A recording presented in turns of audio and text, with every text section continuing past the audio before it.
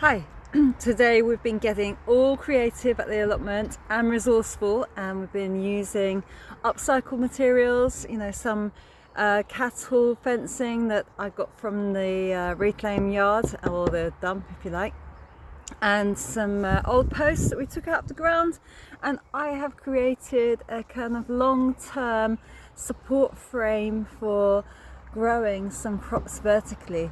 So let me show you.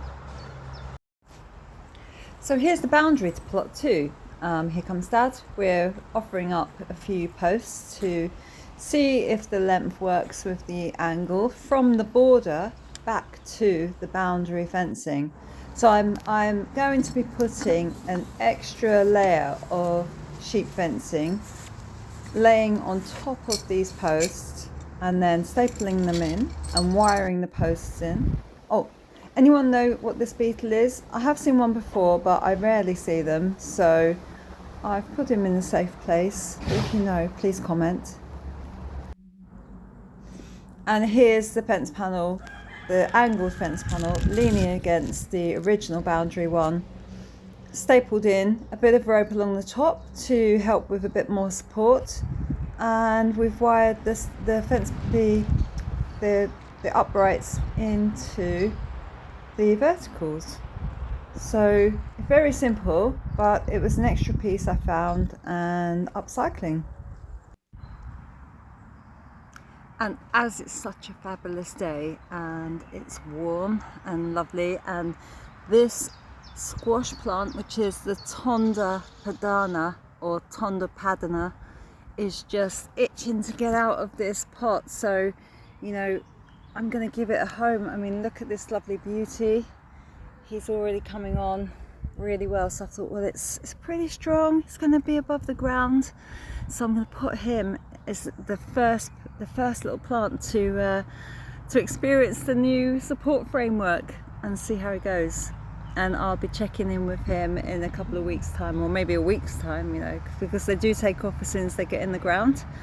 I'm going to put some mulch around him, so hopefully he doesn't get nibbled too much, because we've had a bit of a slug problem up here, but yeah, looking forward to it. And there he is in his new home, looking at home already. Look, whoa, beautiful day.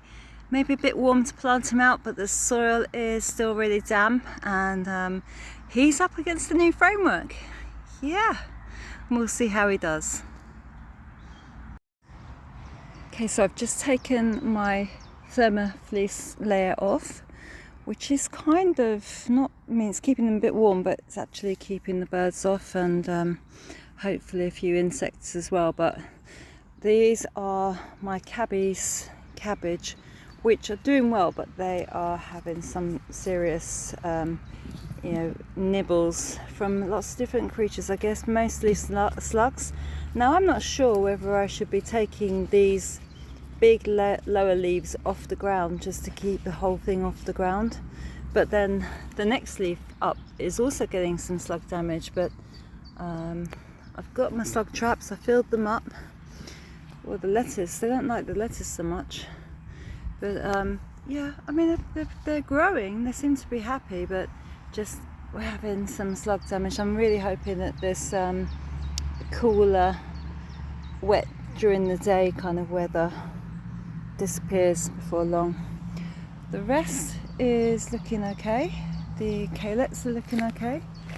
They're taking off again. See, they don't get the same sort of damage as the cabbage. But as we go up the row, some of the cauliflowers looking okay. Again, as a spring cabbage. But some of these cauliflowers here are having a terrible time. So we've got a few replacements. I mean, it may have to be some spring cabbage that I replace these with, and the cauliflowers might just have to go, because it doesn't seem like I can grow them here, especially in the springtime. So we'll see. I've got the purple one. So we've had a real clean up. I've decided to take all of the lower leaves off that had been a little bit munched, because I couldn't see that they were going to do it any good. Now everything looks a bit smaller, and I've gone to the extra measure of getting some of this bale of barley straw, and I haven't seen it done much with cabbages, but I thought, well, in for a penny, in for a pound, might as well just have a go, stick some straw around, see if the slugs really hate that. I tried the beer traps. Beer traps are sort of working because they're catching lots of slugs, but still they managed to have a munch and then fall into my slug traps. So anyway, we'll just try half of this border and cleaned it up, straw around, leave it overnight. I mean, it's dry for the next few days, so maybe it won't be such a problem anyway. But we're going to have a go and see how see what results we get.